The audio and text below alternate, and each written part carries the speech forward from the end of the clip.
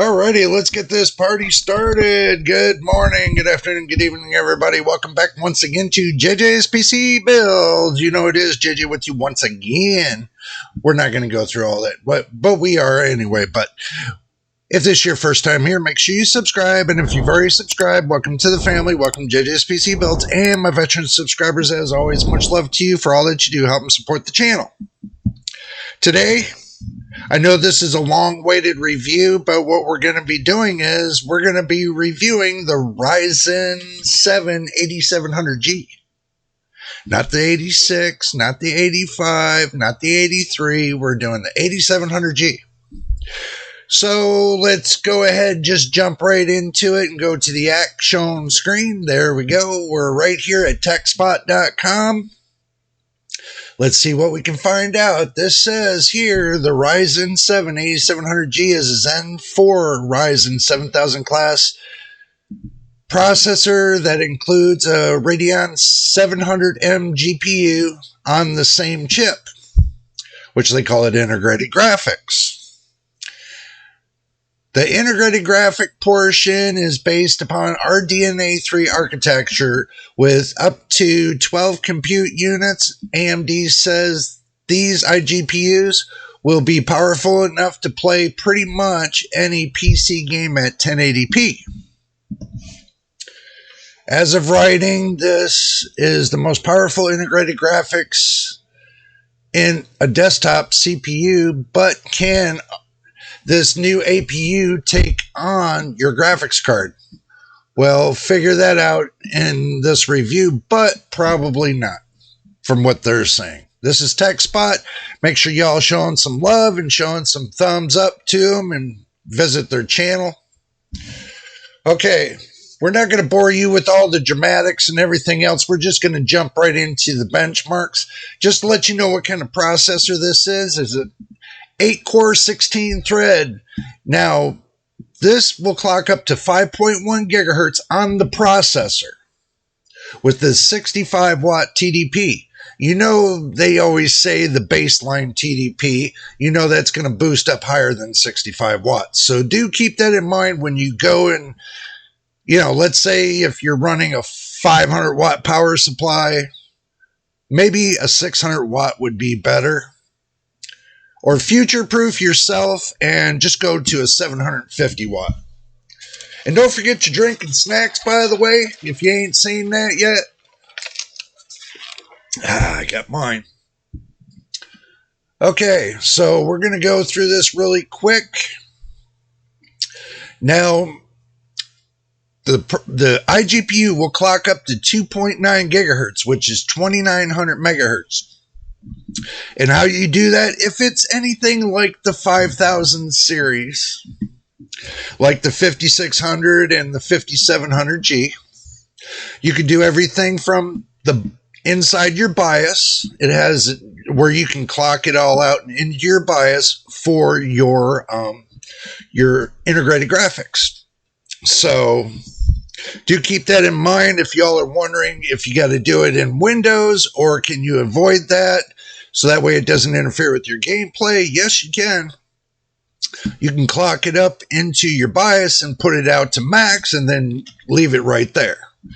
That's what I did with my 5600G. I just went into the BIOS, clocked the APU out at its max, which I think it was 21 or 2300 megahertz, and then left it,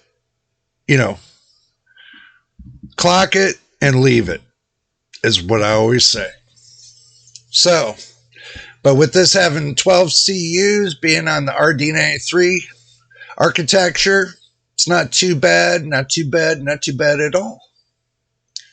It's XDNA, it's what they say. Architecture clocked at 1.6 gigahertz separate to the CPU and GPU cores. Not too bad. And they call it an NPU, Neural Processing Unit. They don't call it integrated graphics, I don't think. But, you never know. They might call it both. Okay, so for testing, they use the Asus ROG Strix B650A. Good motherboard. Gaming Wi-Fi motherboard. Beta bias, they did a beta bias. That's not good. Remember, I'm not a fan of the beta bias. You know, the bias, beta programs, period, I'm not a fan of. Okay, if it's got the, one that's right there, that's ready to go, that's not beta, I suggest don't deal with the beta, because then you're going to deal with bugs and headaches. So go from there. And if you can get your motherboard without a beta program for the BIOS, then you're better off. And they say for memory, we opted for a 32 gigabyte DDR5 6400 CL32 kit of G-Skill Trident Z5 Neo memory. That's about the max you can go on it anyway. Because I don't, they only max clock it to 6400. Now, as far as the F clock being manually set to 2400, now let's do the math on that. So I'm just going to show you what I learned over the period of years. If they're doing 6400 and you divide that by 2, your F clock should be at 3200. But if it's unstable at 3200, I would suggest to go down to 2400 megahertz for the F clock. If you're going to manually clock this, you would manually clock it at 6400 megahertz. And then your F clock, they say 2400 megahertz. So, alrighty. Benchmarks. We'll start with some basic benchmarks up to Cinebench, and they got it. The 8700G single core, and they got a 5700G in there. They got a 7700 and a 14700K, 14th gen processor.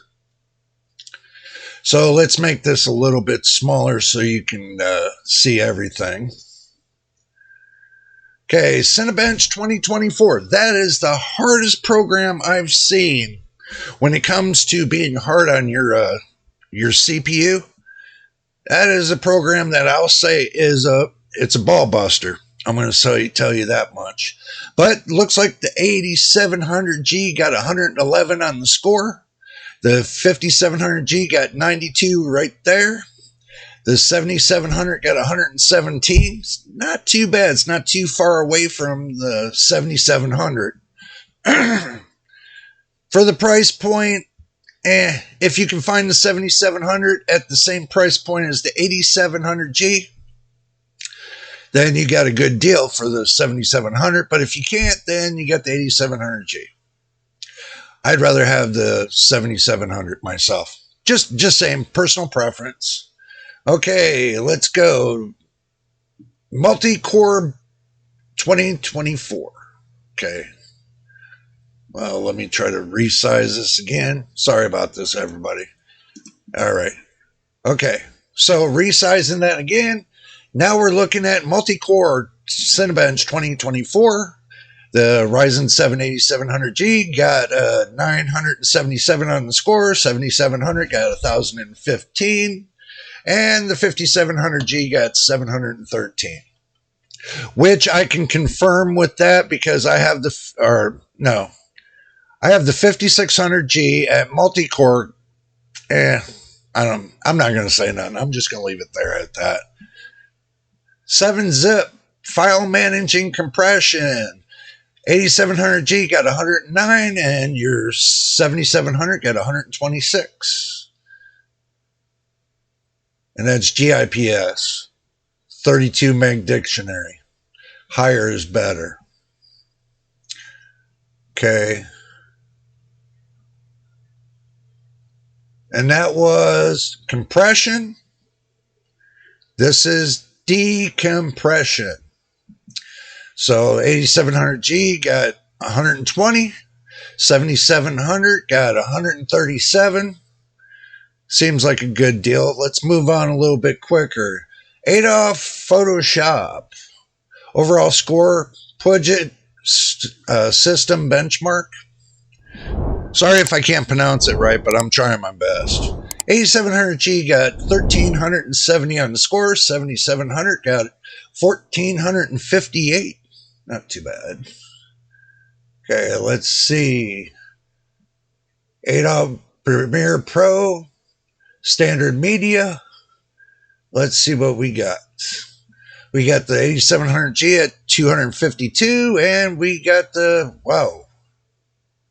That pushed the 7700 all the way down to 128, but it looks like the i7 14700K took the lead of 258.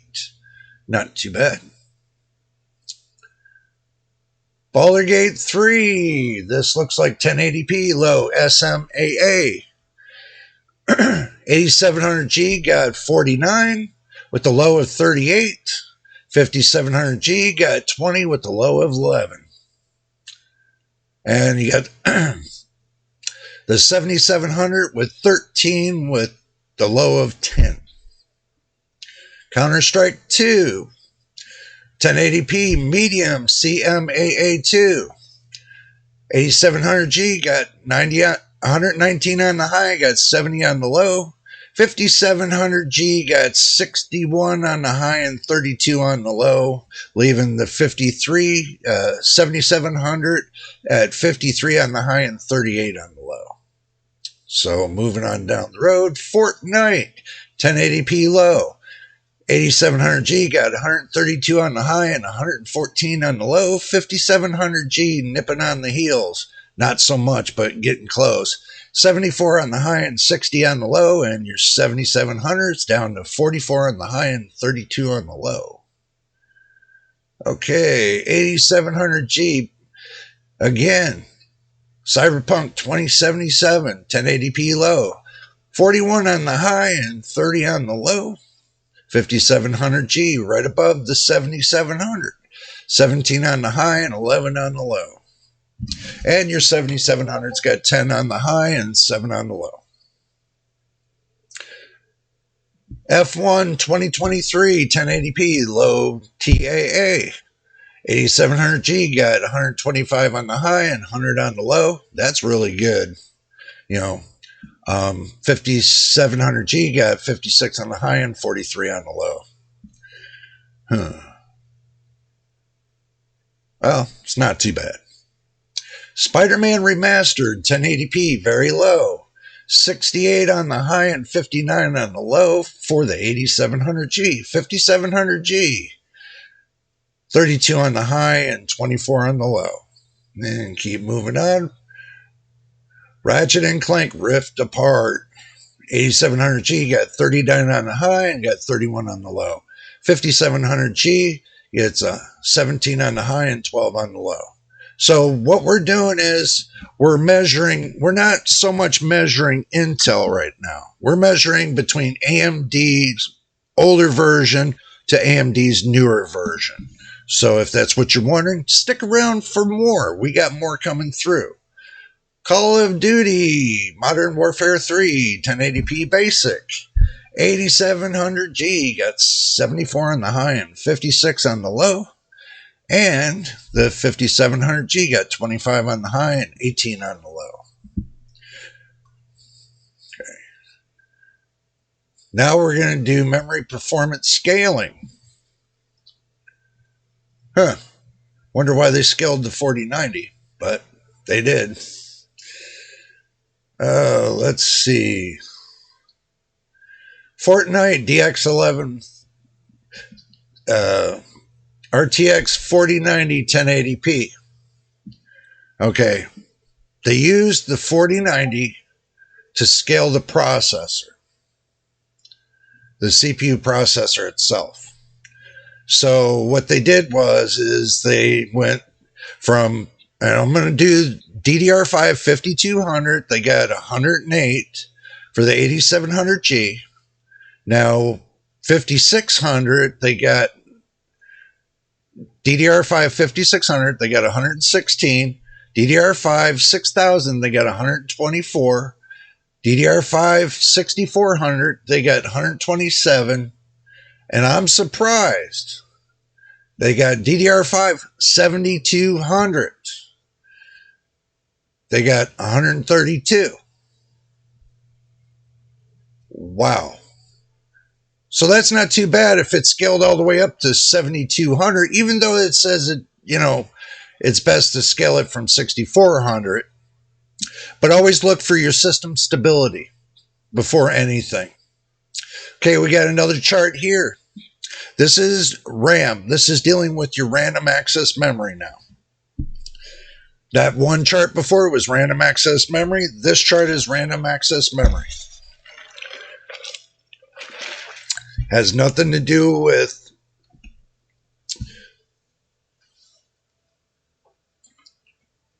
what you think, because if I'm right, they're doing the test on the 4090.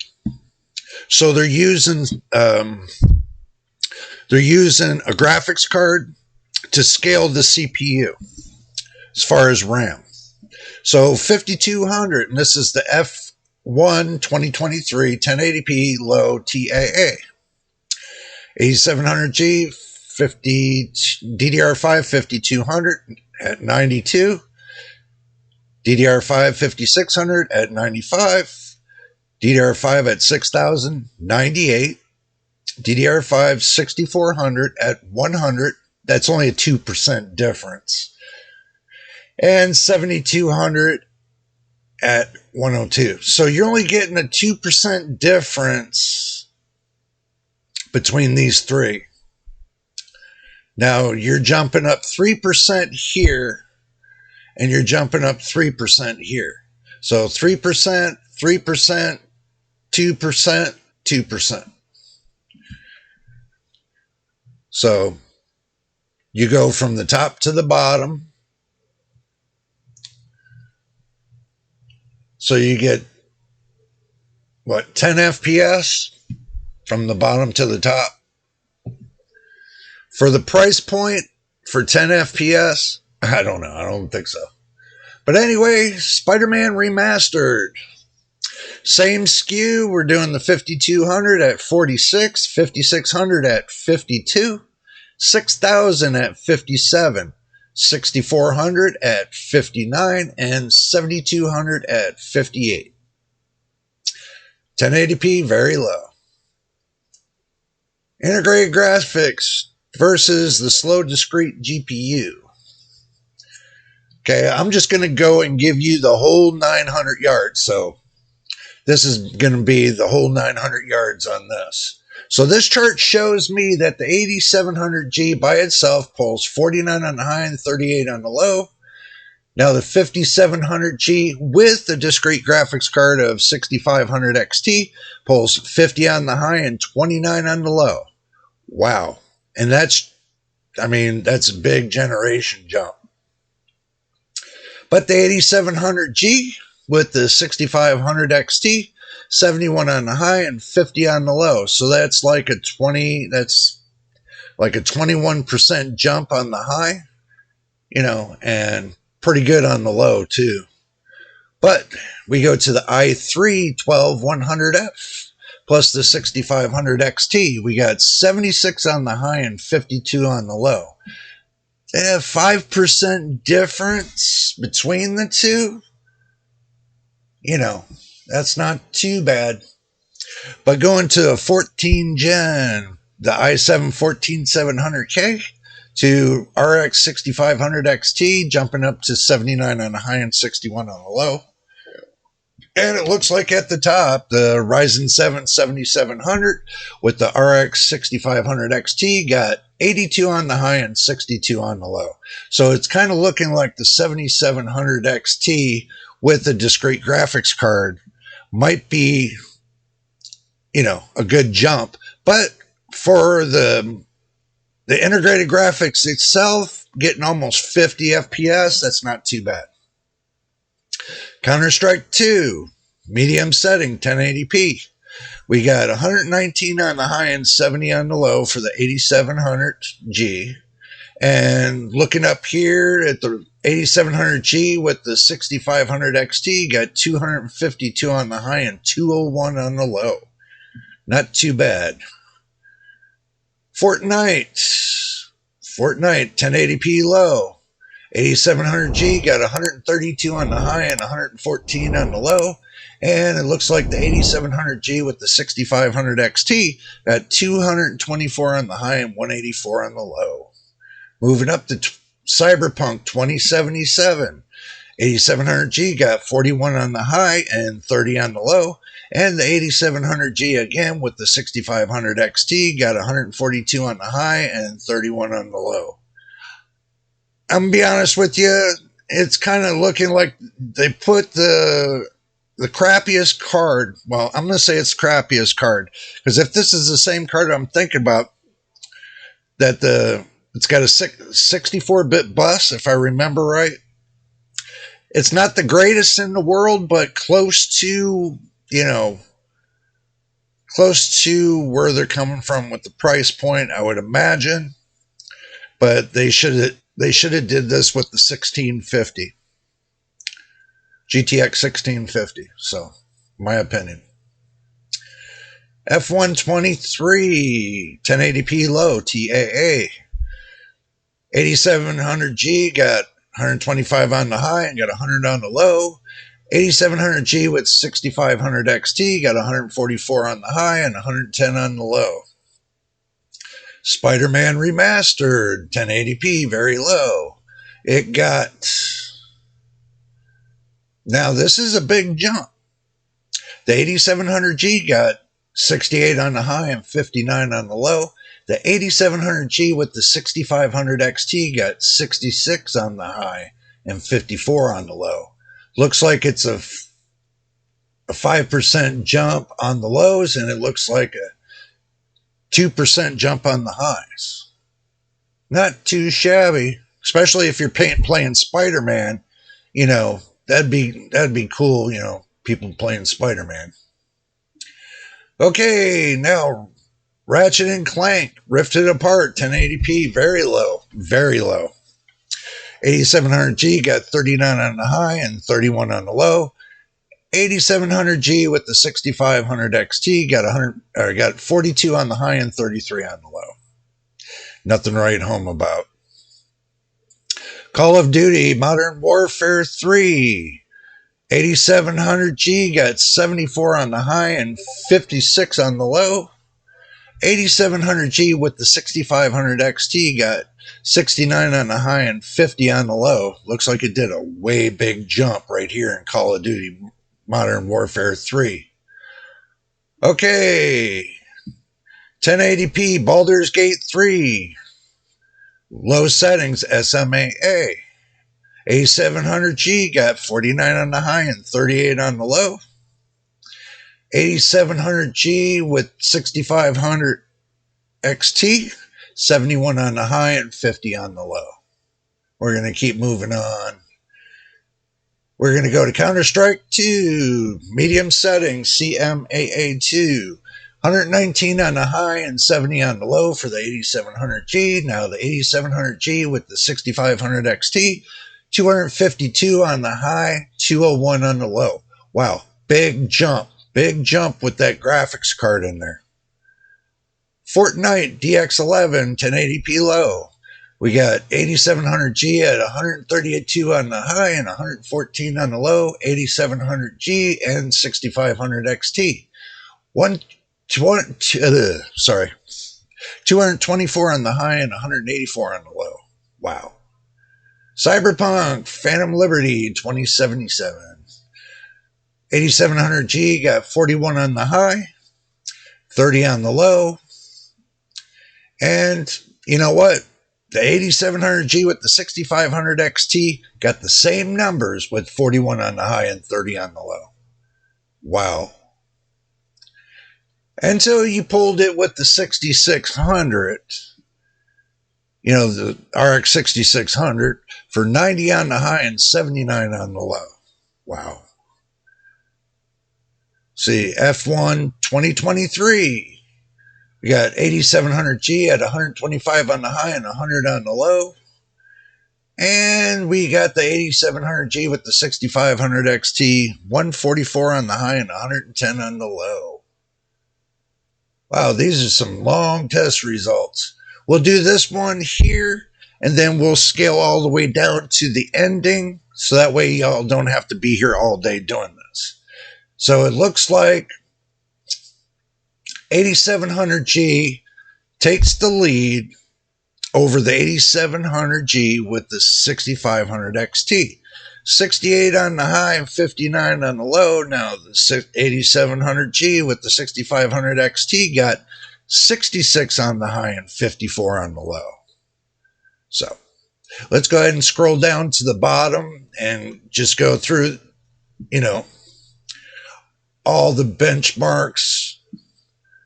Let's see. Oh, yeah. Power consumption, we'll see the power consumption on idle. You probably all want to see that. On idle is 41. Cinebench single is 79.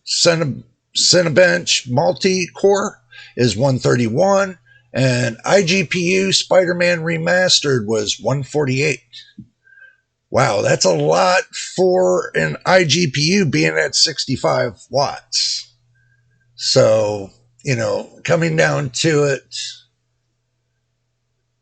they got their shopping shortcuts and all that, blah, blah, blah.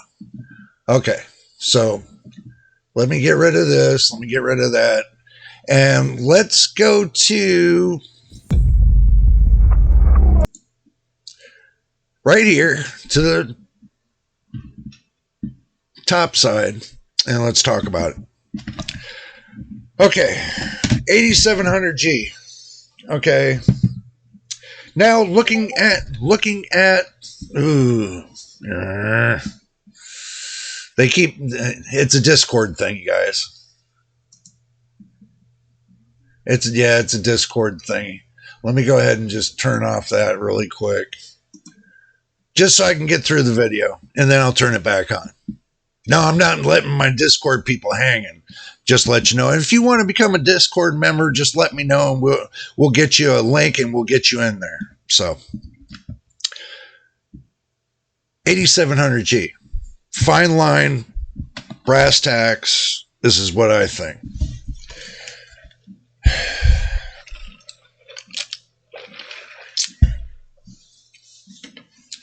If I were to compare the 8700G to a processor that doesn't have integrated graphics, I don't think it would be fair.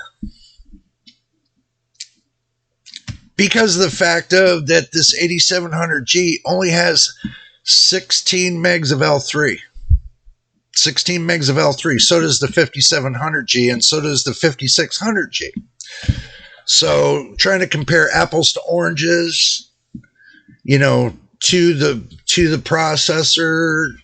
processor side, if NVIDIA would, or not NVIDIA, sorry, AMD, if AMD would have put another 16 megs of L3 on that CPU,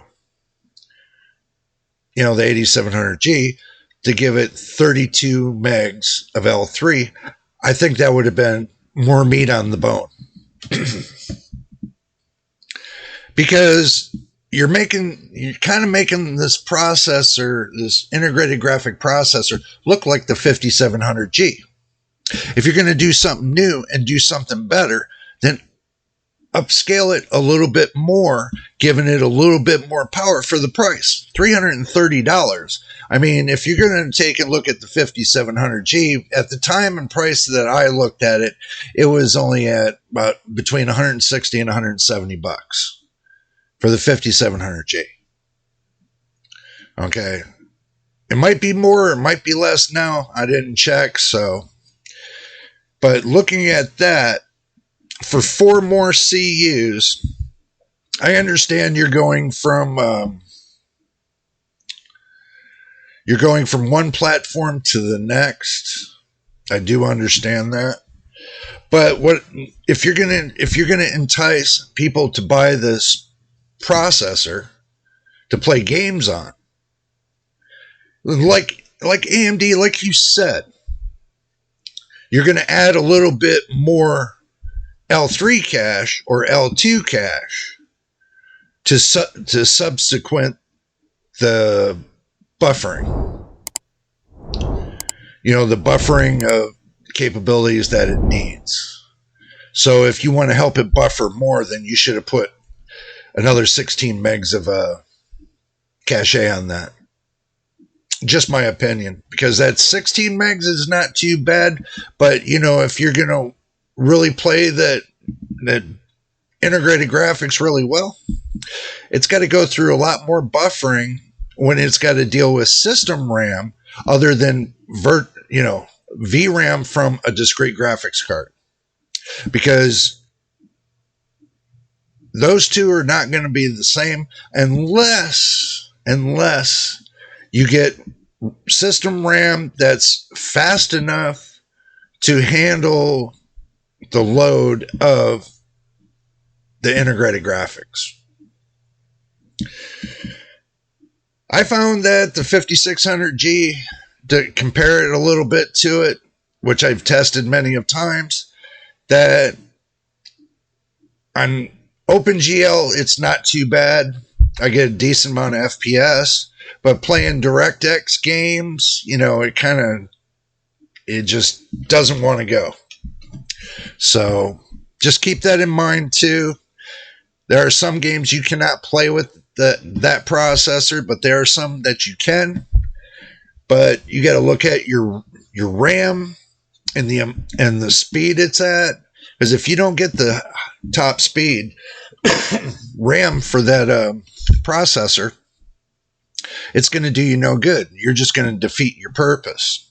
And also too, with your SSD, if you don't get a decent amount of speed on your SSD drive, then that defeats your purpose again. So you're defeating one, defeating two, trying to plug in one, and you're not getting anything. You're saying to yourself, well, you said it was a great processor and everything else, but I don't get nothing. One, you probably didn't set up your BIOS right. You probably didn't have the maximum amount of speed that you can get stable with that CPU processor. You probably didn't get an SSD drive that had enough speed to it to complement the processor. You probably didn't go into the BIOS and you probably didn't set it up the right way, causing you to run at stock and everything else and not get the maximum amount of frequency off of that integrated graphics to give you a better gameplay. Probably didn't do that. But anyway, there's many variations to this when it comes to integrated graphics. Test, and test again, and do your homework. Now, I'm going to tell you, it's not a bad processor for it to clock out at 5.1 gigahertz. Okay, but if you're the kind of person that wants, to get the top speeds and everything else, it's not so much the frequency that you got to push it up to. It's trying to balance the graphics and trying to balance the CPU at the same time, so you're all in balanced. But if you're out of balance, then you're going to have a bad time with this processor. It's not for you. But if you want it to be for you, then do your homework about your motherboard, and that way you can know how to operate your BIOS and you don't have any problems. But me, I wouldn't have any problem whatsoever if I had my hands on it. So this is just my opinion view over the 8700G, and I'm just letting you know what I think about it. And so far, what I've been seeing and everything else and people testing games, it looks like, if you're looking for a low budget system, $330, let's say you put in a $120 B550 motherboard or somewhere in there, and then you put $50 worth of RAM in there, and then you put a $50 SSD M.2 drive in there, and you throw it into your old case, and your old case has a 750 watt power supply, you're good as gold. That's all you need right there. And if you set it up correctly, it should run like a dream. But if you don't, then it's going to give you nightmares. And I used to have the videos of graphics card nightmares. Make sure y'all watch that, by the way. But that is my final thought. And this video is at 35 minutes. So that's my final thoughts, everybody. If you made it to the end of the video, I do appreciate it. And if this is your first time here, make sure you subscribe. And if you've already subscribed, welcome to the family. Welcome to JJ's PC Builds. And my veteran subscribers, as always, much love to you for all that you do helping support the channel. Watching videos from beginning to end and telling your friends to come on down here and watch the videos from beginning to end and subscribe. Okay. Right now, we're trying to get monetized. And if you can help us get to that point, that would be much appreciated. And then we can work forward to doing more and better things. But for right now, we're trying to get monetized. And it's been a year and a half. And the time's ticking on the clock when it comes to the watch time hours, the community watch time hours. Basically, when you put the amount of hours watching my videos, okay, YouTube's only going 365 days. So in that time period, that's all they're going to give me. So if I lose time, then I go below the 3,000 watch time hours, and then I can't get to the monetization part. Then I got to, get it back up to the monetization part. So we're trying to get to 500 subscribers. We're getting close to it. So if you want to subscribe, it would be appreciated. Help us get to the 500 mark. At least we can start there and then work our way forward. But anyway, until the next time, and I mean the next time and the next video, don't forget, tomorrow's video is going to be PC merch nightmares. How I got what's cooking there, you never know. So you're going to have to stick around for that. And we will see you on the next one.